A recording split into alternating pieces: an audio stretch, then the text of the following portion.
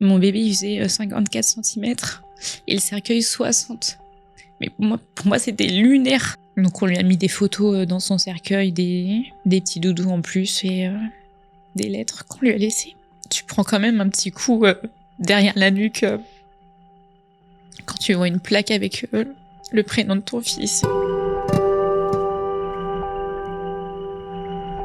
Hello et bienvenue dans Alors Julie. Aujourd'hui, on va parler d'un sujet qui est encore tabou, le deuil périnatal. Chaque année, en France, c'est environ 7000 femmes et couples qui perdent leur enfant au cours de leur premier jour de vie ou au cours de leur grossesse, et c'est le cas d'Oran. Bonjour Oran. Coucou Julie. Déjà, je veux commencer par saluer ton courage de venir nous parler ici de ton histoire, de ce qui t'est arrivé. Parce que il faut du courage pour venir parler d'un sujet comme celui-ci qui est extrêmement lourd. Donc ma première question, c'est est-ce que tu peux nous dire déjà ce qui s'est passé? Je te remercie déjà de me donner la parole parce qu'effectivement, je trouve ça important d'honorer la mémoire de tous ces petits-enfants, nos petits bébés. Pour ma part, ce qui s'est passé, j'ai été à 2 semaines du terme. Et un soir, on regardait la télé avec mon mari et j'ai pas senti bébé. Donc j'ai mangé un truc sucré, j'ai bu rien. Et mon mari m'a dit bon, on va à l'hôpital. En premier, j'ai eu une auxiliaire ou une infirmière, je sais pas trop, qui est venue et qui m'a mis le patch du monitoring. Et elle me dit peut-être que je l'ai mal placé, je vais chercher l'interne. Donc elle m'a fait l'échographie et c'est mon mari, je crois, qui a dû lui dire vous l'entendez pas, qu'est-ce qui se passe ou quoi? Et elle a dit non, je suis désolée, il y a plus de cœur. Et moi, je pensais même pas que c'était possible en fait. C'est la première fois, enfin oui, c'est la première fois, mais j'avais jamais entendu ça auparavant. J'avais pas cette crainte qui décède dans mon ventre. Enfin, je connaissais les risques d'une fausse couche, je connaissais les grossesses arrêtées, etc. Mais la mort fétale in utero, pas du tout. Et donc avec mon mari, on s'est retrouvés tout seul dans la salle, mais démunis. On savait, enfin, même mon mari, je l'entends encore dire à l'interne, mais ouvrez-la, sortez le bébé et tout. C'est une césarienne d'urgence et tout. Et l'interne a dit non, non seulement on sauvera pas votre petit, et en plus ça c'est risqué pour votre femme. Et non, j'avais pas du tout conscience que ça existait. Quand les médecins ils t'ont annoncé ça et que tu dis que vous vous êtes retrouvée seule, à ce moment-là, toi, qu'est-ce que tu as ressenti? Qu'est-ce que tu as pensé? Et aussi, à quel moment ils t'ont dit que tu allais devoir accoucher? J'ai vu mon mari s'effondrer. La première personne qu'on a appelée, c'est ma sœur, à 500 km d'ici. Et j'entends encore ces cris dans mon oreille. Je pense que je les oublierai jamais. Et même elle, je l'entends dire, mais c'est pas possible, c'est pas possible. Et bah ouais, non, parce qu'elle non plus, en fait, elle savait pas que c'était possible. Et du coup, après, ils m'ont mis dans une salle de repos. Ils m'ont donné un calmant. J'ai eu une perfusion, c'est juste le cathéter juste seulement qui a été mis. Ma famille nous a rejoints et après, je suis rentrée à la maison avec mon ventre plein, mon cathéter. Et je suis restée. Ils m'ont dit de revenir le soir. Donc, on est rentré avec mon mari, mais on n'est pas rentré chez nous, c'était impossible. Donc, on est parti chez mes beaux-parents. On a dormi, on s'est douché, on s'est préparé à y aller le soir. Mais je me souviens plus si j'avais conscience de ce qui allait vraiment se passer ou quoi. Mais je sais juste que du moment où j'ai su qu'il était décédé et l'accouchement, c'était horrible. Parce qu'il était dans mon ventre et c'était extrêmement lourd, plus lourd que d'habitude parce que forcément il n'y avait plus de mouvement, tout ça. Et mon ventre il était dur comme de la pierre. C'était vraiment... Tu veux faire une pause? Non, ça va. Prends un mouchoir. Non, ça va. T'es sûre? Ouais. Non, c'était très, très dur. Et voilà. Courage. Ouais. Tu fais en partie pour lui. Oui. Courage. Du coup, comment ils t'ont expliqué que tu allais devoir accoucher par voie basse C'est quand on est rentré à l'hôpital le soir. On a été installé en service gynécologique parce qu'ils veulent pas forcément qu'on soit en service maternité, que t'entendes les bébés des autres pleurer, etc. Enfin, c'est pas. Mais je sais qu'on m'a expliqué les étapes. En fait, c'était des déclenchements parce que forcément, c'est pas lui qui allait décider quand est-ce qu'il allait descendre. Moi, j'avais les cours d'accouchement en tête en me disant aux premières contractions, vous patientez, c'est pas ça. Enfin, ça peut durer des heures après. Donc, plus vous attendez avant la péridurale, plus ça facilitera. Enfin, tu connais. Et donc moi, j'étais sur cette optique-là. Donc, j'essayais de gérer mes contractions et tout. Et mon mari m'a dit, mais il y a ma sœur qui est arrivée. Et tout le monde m'a dit, mais en fait, maintenant, t'arrives plus à gérer, donc tu vas pas souffrir davantage, donc on va leur dire et on va y aller et tout. Mais j'avais vraiment pas conscience du truc. Hein. Et donc, ils m'ont déplacée en salle d'accouchement. Et c'est nos mères, en fait, qui sont parties voir la sage-femme et qui lui ont dit, mais pourquoi vous lui faites pas une césarienne, en fait, c'est horrible de la faire accoucher et tout. Et ils lui ont expliqué et je l'ai su après. Et c'est vrai que c'est très logique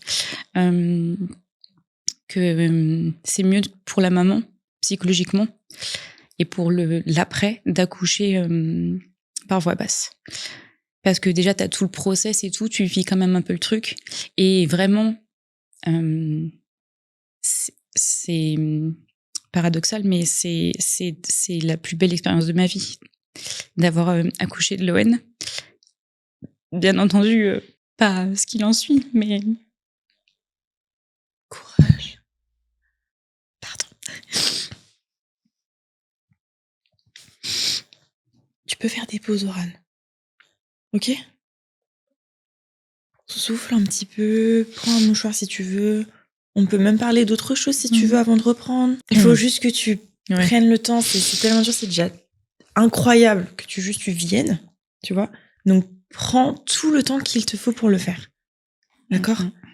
Et c'est normal de craquer. C'est normal de toute façon. Donc, finalement, ils t'ont expliqué que c'était mieux d'accoucher par voie basse. Qu'est-ce qui s'est passé du coup une fois que tu as accouché? C'est le même protocole que pour un accouchement classique, c'est-à-dire est-ce qu'ils ont lavé l'ON, après ils te l'ont mis sur toi? Comment ça s'est passé? Non, déjà ils ont mis un drap entre juste après mon ventre et avant mes jambes pour pas que mon mari y voie. On l'a pas vu sortir de mon ventre, ils l'ont emmené directement. Mon mari il a pas coupé le cordon.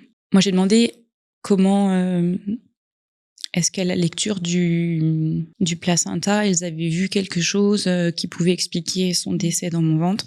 Elle m'a dit non. Donc, elle m'a plus ou moins confirmé, pas de façon officielle, que c'était la mort subite in utero.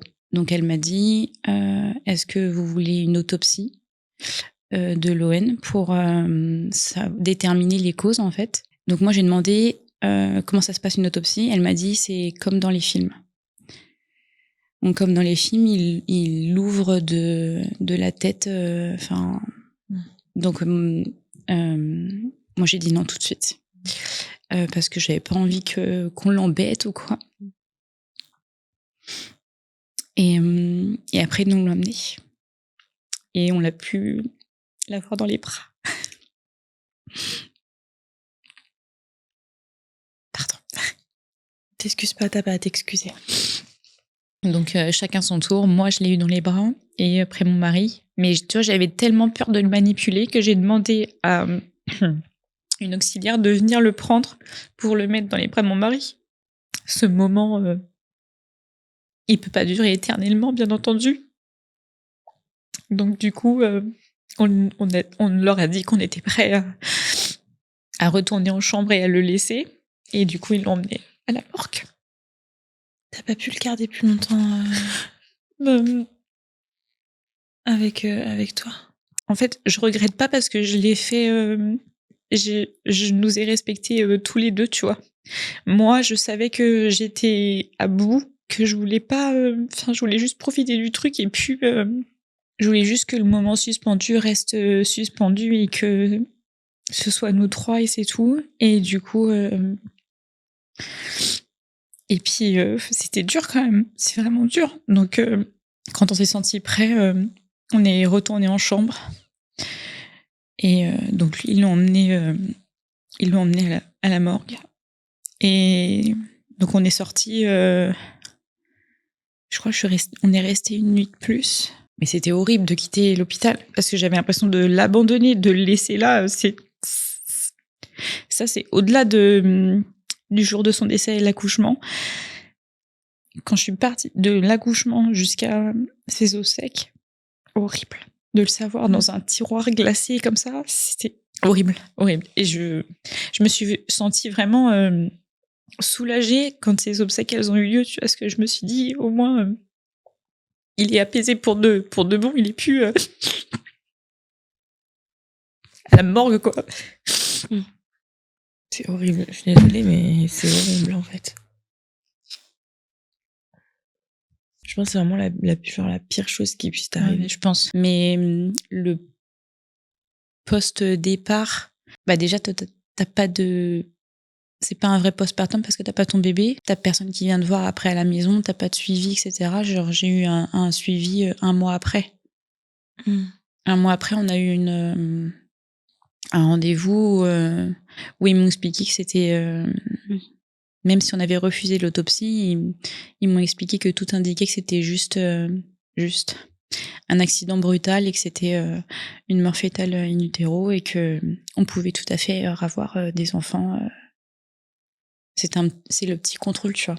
Justement, dans le post-départ, y a tout ce qu'on fait quand on a un ou une proche qui décède, c'est-à-dire moi ce que j'appellerais l'enfer administratif. Choisir le cercueil, la matière, préparer une cérémonie ou pas, convier les gens, tout ça, comment ça s'est goupillé et puis comment ça s'est passé? Est-ce que c'est toi qui as géré, ton mari? C'est nos familles, nos mères et ma sœur. Elles ont choisi plus ou moins, en fait, elles ont vraiment dégrossi pour nous. Je me souviens, ma sœur, elle m'a montré le cercueil et j'ai dit, j'en voulais un autre. Il me plaisait pas. Je pouvais faire que ça pour lui, donc autant que je le fasse bien. Enfin, comme j'avais envie. Mon bébé, il faisait 54 cm et le cercueil 60. Mais pour moi, c'était lunaire. C'était lunaire. Un cercueil de 60 cm, genre. Et j'ai vu en bas du devis un porteur. Et tu sais, dans les films, tu vois souvent, dans les films ou dans les cérémonies où c'est un adulte qui décède, tu vois, t'as 6 porteurs, 4 porteurs qui portent le cercueil, tout ça. Et je sais pas, moi, tout de suite, je me suis dit, mon pauvre bébé, il y a qu'une personne que je connais pas qui va le porter, tu sais, j'étais vraiment... je sais pas, j'étais fixée là-dessus. Donc nous, entre-temps, on avait demandé à aller à la morgue pour aller le voir, mon mari et moi. Donc vous avez pu le revoir ouais. à la morgue. En fait, j'ai accouché un vendredi, je suis sortie le samedi et le lundi, on a été le revoir. Et en fait, j'avais un doudou qu'on avait acheté que je voulais lui mettre avec lui. Et après, quand tu vas en chambre funéraire, en fait, la personne qui organise avec toi, elle te demande si la personne qui travaille à la morgue doit intervenir sur le défunt. Et moi, Loane, il y avait... Et surtout, ne dis que ce que tu veux dire. D'accord ? T'as raison, je vais pas dire ça. Voilà. Ça se sent là que c'est beaucoup plus difficile. Enfin, c'est des choses que tu peux me dire. Si tu veux me le dire, tu peux me le dire, mais je ne garderai pas. D'accord ? Oui, donc... Voilà. Pour ça, en fait, quand tu sens que c'est vraiment trop difficile et que c'est quelque chose de trop profond, dis-toi, ok, non, je préfère pas. Ouais. C'est pas nécessaire, tu vois. Du coup, je sais plus ce que je disais. La mort qui intervient sur le défunt. Ouais. Donc, est-ce que tu as dit oui, non ? Donc, nous, on a dit non parce que on n'a pas voulu d'intervention sur lui parce que il était parfait. Donc, on lui a mis des photos dans son cercueil, des petits doudous en plus et des lettres qu'on lui a laissées. Et après, vient la fermeture. Tu prends quand même un petit coup derrière la nuque quand tu vois une plaque avec le prénom de ton fils. Et du coup, ils ont été super à la morgue parce qu'ils ont autorisé mon mari À porter. à porter le cercueil jusqu'au corbillard. Et du coup, il a pu porter son bébé. Ça a dû être extrêmement difficile pour lui, ce moment. Ouais. Mais lui aussi. On parle beaucoup des mamans, du coup, pour ceux qui savent, mais les papas. Et en plus, ils doivent aussi faire le deuil de leur femme qui sera à tout jamais changée. Hein. Mais il a eu le courage de porter son petit garçon. Et après, bah, nous voilà dans un corbillard, lui et moi, et notre bébé au milieu, genre. Tu te dis que c'est insensé, c'est pas censé arriver, en fait. C'est pas du tout le cycle de la vie, quoi. Non, c'est pas dans l'ordre des choses. Est-ce que je connais ta réponse, je pense. Mais est-ce qu'aujourd'hui tu dirais que tu as fait ton deuil? C'était il y a combien de temps? C'est vrai, ça on l'a même pas dit. J'ai accouché en 2022. Donc oui. là, il aurait fêté ses 3 ans. C'est très récent. Ouais. Et je pense que... Et je me le souhaite aussi, quelque part. Je ferai jamais mon deuil. On fera jamais notre deuil. En vrai, je pense que peu importe qui décède dans ton entourage, tu fais jamais vraiment ton deuil parce que... Jamais. Et là, un bébé. Là, tu vois, il aurait dû rentrer à la maternelle. Toutes les petites dates, tout me renvoie au fait qu'il ne soit pas avec nous. Et non, j'ai pas fait mon deuil. Et je le ferai jamais. Et quand je dis que je me souhaite de ne pas le faire, c'est parce que dans cette profonde tristesse, bah, il y a le lien que j'ai avec lui, tu vois. Il y a des moments de douceur quand je pense à lui. Je suis pas tout le temps en train de m'effondrer. Il y a même des moments où je souris quand j'ai l'impression de percevoir un signe de lui. Bah voilà, je suis contente et ça m'apaise quelque part. Et il y a vraiment de la douceur maintenant. Mais si à 60 ans, je pleure encore comme aujourd'hui, bah c'est ce que j'ai avec lui, tu vois. C'est à nous, c'est lui et moi. Du coup, t'as pas eu d'acte de naissance, t'as eu un acte d'enfant sans vie, c'est ça? Sur mon livret de famille, ouais. Il est dans... Alors, je déteste cette expression, mais on dit mort-né. Oui. Moi, je préfère né sans vie. Et du coup, il est sur la page premier enfant, mais a décédé directement. Ce que j'ai vu aussi, du coup, c'est que maintenant, tu peux avoir un acte de naissance sans vie. Tu vois, comme toi, Loane, il est sur votre livret de famille. Mais par contre, ils reconnaissent pas le lien de filiation mère-fils, père-fils. C'est-à-dire que officiellement, juridiquement, il n'y a pas d'existence, en fait, de Loane. Non. Et ça, c'est... Qu'est-ce que t'en penses, toi? Bah, ça me donne envie de vomir. Tu te bats en fait tout le temps. Autant personnellement auprès des autres pour dire bah si il a existé, j'ai 2 enfants, etc. Enfin là, en l'occurrence en 2022 quand j'avais que Loen, mais il n'était pas là. Bah fallait quand même, tu sais pas trop. T'es en postpartum, mais on fait comme si c'était pas vraiment le cas. Et administrativement, oui, j'ai la seule chose qui fait foi de son passage sur la terre, c'est ce qui est écrit sur le livret de famille et son acte de décès. J'ai eu un courrier, un rapport d'accouchement. Et lui, je l'ai gardé. Genre, enfin, dans tous les cas, je l'aurais gardé, mais j'ai une pochette sur mon lit, enfin une pochette en tissu incluse dans mon tour de lit, et genre je l'ai glissé là. Parce que c'est trop précieux, genre c'est écrit noir sur blanc que j'ai mis au monde mon bébé. Et ouais, tu me vois dans la rue avec... Tu peux pas savoir, c'est pour ça, faut être gentil avec tout le monde. Et c'est pour ça aussi, je trouve qu'il devrait y avoir quand même le lien de filiation, comme quand tu accouches d'un bébé qui n'est pas né sans vie, en fait. Que officiellement, je veux dire, ça coûte quoi? Non. Tu vois? Ouais. Là, ils sont Ça, pas reconnus. c'est ça. Mm. Quand tu vis une telle épreuve, bah, la perte d'un proche, et donc là, la perte de ton bébé, comment tu te relèves? Comment tu fais pour être là aujourd'hui, pour en parler? Et bah déjà, j'ai mon mari qui a attendu que je me relève un petit peu pour lui s'effondrer. Genre, bouclier. J'étais au fond de mon trou, il était au-dessus du trou et il attendait que je vienne, tu vois, que je revienne à la surface. Et il s'est pas autorisé à sombrer avant que je reprenne un petit peu de poil de la bête. Et pourtant, Dieu sait que ça a été dur parce qu'à un moment, je me suis dit, on n'arrivera pas, lui et moi, à se relever de ça. C'est pas possible parce que moi, j'étais, j'ai perdu mon bébé, j'ai perdu mon bébé. Et lui, un jour, il m'a regardé, il m'a dit, mais en fait, moi aussi, j'ai perdu mon bébé. Et c'est vrai. Et j'ai vraiment, là aussi, à ce moment-là, ça a changé quelque chose pour moi. Je me suis dit, bah ouais, en fait, je suis pas toute seule. Et ma sœur, elle avait perdu un neveu, les grands-mères, elles avaient perdu un petit-fils, etc. Et donc, ça prend une autre dimension aussi à ce moment-là. De toute façon, c'est soit t'abandonnes, soit tu continues finalement. T'as pas vraiment.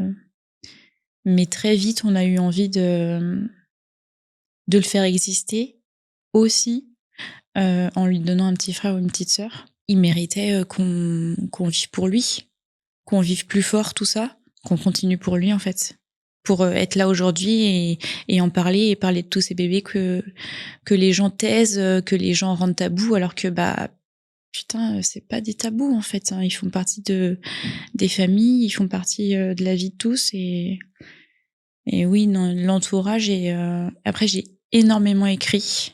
Je lui ai écrit à lui. En fait, dans les compositions florales qu'on avait reçues, j'ai eu un carnet et c'est fou parce que le premier carnet, je l'ai fini le jour qui aurait dû être ses 1 an. On a aussi chacun fait une thérapie, hein. Finalement, enfin, sans suivre les recos de l'hôpital ou qui nous ont juste dit essayez de voir quelqu'un. On a pris notre temps tous les deux, on a choisi la personne qu'on voulait voir et on a fait une thérapie qui pourrait continuer en fait tous les mois finalement. Mais arrivé un moment, moi j'ai dit, j'ai su que qu'elle m'avait apporté les clés pour gérer les très gros bas. Du coup, tu dis que vous teniez à lui donner un petit frère ou une petite sœur. Tu es tombée enceinte en quelle année? Et comment tu as vécu cette grossesse? Est-ce que du coup, tu étais extrêmement stressée par peur que la situation se répète? Quand est-ce que tu es tombée enceinte? Comment tu as vécu cette grossesse? Alors, du coup, au fameux rendez-vous des 1 mois post-accouchement de l'ON, ils nous ont dit il n'y a pas de contre-indication à ce que vous essayez de retomber enceinte. Et je lui ai dit, elle m'a dit on vous déclenchera. L'ON est décédée à 38 plus 2 jours. J'ai accouché à 38 plus 5. Et elle m'a dit on vous déclenchera avant cette date de terme. Je lui ai dit oui, d'accord, mais est-ce que c'est... Du coup, ça veut dire que ça sera une mort subite du nourrisson à plus de jours après son accouchement parce que vous m'aurez... Enfin, c'était... J'avais peur, c'est sûr que c'était vraiment une phobie. Elle m'a dit non, mais elle m'a dit il y avait très peu de risques que ça recommence, bien que j'ai lu plein de témoignages et ça arrive, hein, bien entendu. La foudre peut taper 2 fois au même endroit sans prévenir, hein, il n'y a pas de règle. Et du coup, donc on a fait les essais bébé numéro 2. Donc nous, c'est un parcours PMA. Donc on a repris fin 2022, début 2023. Et donc du coup, le transfert gagnant, c'était un 27 novembre 2023. Et je sais que c'était un signe de l'ON parce que je l'ai mis au monde le 27 mai. Donc du coup, je savais que c'était son petit cadeau. Et ouais, l'aventure bébé 2 est arrivée. La grossesse, déjà on l'a dit Je crois que j'étais enceinte de 5 mois. 4-5 mois, ouais, parce que on était pétrifiés. Bah, les premiers mois, tu le sens pas bouger, donc ça va. Mais à partir du moment où il a commencé à bouger et quand je le sentais plus, je peux te dire que s'il fait passer une nuit encore maintenant, c'est parce que je l'ai réveillé dans mon ventre tout le temps et qu'il a pris le pli. C'est sûr. Comment tu sais que c'est de ta faute, Voilà, c'est ça. Donc, franchement, je lui en veux pas. Et non, c'était... je l'ai pas investi complètement. Elle m'a été un peu volée parce que je me suis beaucoup protégée, mon mari aussi. Après, elle était 1000 fois désirée. Hein. C'était vraiment... c'était notre victoire, cette grossesse-là aussi. Et... ton soleil après la tempête, tu me dis. Ouais, c'est ça, mon petit arc-en-ciel. Bah, c'est les bébés arc-en-ciel. Le corps se souvient de tout parce que j'ai pas pu, pour mon deuxième garçon, accoucher par voie basse. On a fait une césarienne d'urgence parce que malgré tous les protocoles de déclenchement, il y a rien qui fonctionnait. Et moi, j'étais au bout du rouleau. J'avais mal, les contractions, j'arrivais plus du tout à gérer. J'ai eu 2 péridurales qui fonctionnaient pas. Enfin, j'étais au bout. Et la sage-femme, elle a dit, bon, allez, césarienne. Donc là aussi, l'accouchement un peu volé, mais le soulagement. Je me souviens, on a pris une photo avec mon mari quand ils nous ont dit, ça sera une césarienne. Mais mon visage, il était transformé. Parce que je savais que j'aurais pas été capable d'accoucher par voie basse, je pense. Genre le trauma de l'accouchement de Loen... c'était trop ancré, j'avais peur, même là j'avais peur encore de perdre mon bébé, c'était pas possible. Je leur disais de toute façon, j'ai déjà perdu un bébé, si je perds celui-ci, mais enfin c'est fini pour moi, c'est fini. Est-ce que la perte de Loen, elle a des conséquences sur ta façon d'être avec Méo? Parce que tu me disais par exemple que tu avais développé un surattachement avec lui. Bah déjà, au premier moment de sa vie, on était en hyper alerte. Genre, dès qu'il dormait, il fallait qu'on soit sans arrêt. Enfin, très longtemps, il a dormi dans nos bras. Les premières semaines, c'était dans nos bras, tout le temps, même la nuit. Les premiers mois, moi, j'avais vraiment peur qu'il lui arrive quelque chose. Là, il a pris du gabarit, il marche et tout, donc ça a été très compliqué de lui faire confiance. Lui faire confiance dans lui, son autodéveloppement, genre je dors, je me réveille, viens pas écouter si je respire toutes les 10 minutes, regarde pas la caméra du babyphone. Lâcher prise, ça a été très compliqué, et pour moi et pour mon mari. Le confier, j'en parle même pas. Bah là, il a quel âge et tu l'as confié combien de fois? Là, il a 15 mois. Il a dormi chez sa grand-mère une fois parce qu'on était de mariage et genre c'était trop cool, ça s'est trop bien passé pour nous et pour lui, mais après on a essayé on voulait faire une soirée en amoureux, on lui a reconfié et il s'est réveillé, il a pleuré et tout. Ma belle-mère elle m'a appelé, elle me dit j'arrive pas à le calmer, faut que tu viennes le récupérer et tout, et ma belle-mère elle m'a dit je suis désolée, je vous gâche votre soirée et tout, mais il est trop précieux. Donc tu vois, je pense que tout le monde un peu a le truc, il a une aura. En plus, je te dis, les bébés arc-en-ciel, ils mettent tout le monde d'accord tout le temps. Il peut avoir fait une grosse connerie, puis 2 minutes après, il va te regarder, puis c'est pas grave. Je pense que c'est pareil pour tous les enfants, mais je sais pas, chez nous, c'est... Encore plus. Ouais. Est-ce que tu sais déjà comment tu vas parler de Loen à Méo, si ce n'est que tu lui en aies déjà parlé d'ailleurs maintenant? Là, Loen, il est partout chez moi, tu vois. J'ai une bougie, des petites ailes d'ange, une étoile qui est accrochée. J'ai une photo de moi enceinte de lui dans la chambre de Méo. Et on en parle tout le temps avec mon mari. Genre, jamais ça sera un tabou. Et on lui dit à chaque fois, sur le frigo, il y a plein de photos. Et j'ai mis la photo du doudou de Loen avec lequel je dors. On a mis la photo de leurs 2 échographies à Méo et à Loen sur le frigo, et à chaque fois, bah tiens, là c'est tata, là c'est tonton, là c'est tes cousins, là c'est ton frère, tout le temps. genre, on l'a vraiment... Enfin, là, j'allais te dire, on l'a inscrit dans la famille, mais en fait, il est de la famille. Donc, je vais y aller comme je peux avec les bagages que j'ai. Et c'est sûr que je lui dirais que c'est le numéro 2 et que son frère, il est... Tu vois, l'autre jour, il a mis un t-shirt Brother of the Year. Et tu vois, dès que j'ai un petit truc, que je vois un petit truc comme ça, je me prive pas de l'acheter, en fait, parce que, bah ouais, en fait, c'est un petit frère. C'est un petit frère, il est pas... Donc oui, tu me vois dans la rue, bah on peut penser que j'ai qu'un seul enfant, mais j'en ai 2 et il y a une fratrie. Il a un grand frère et on dit que c'est son grand frère qui veille sur lui.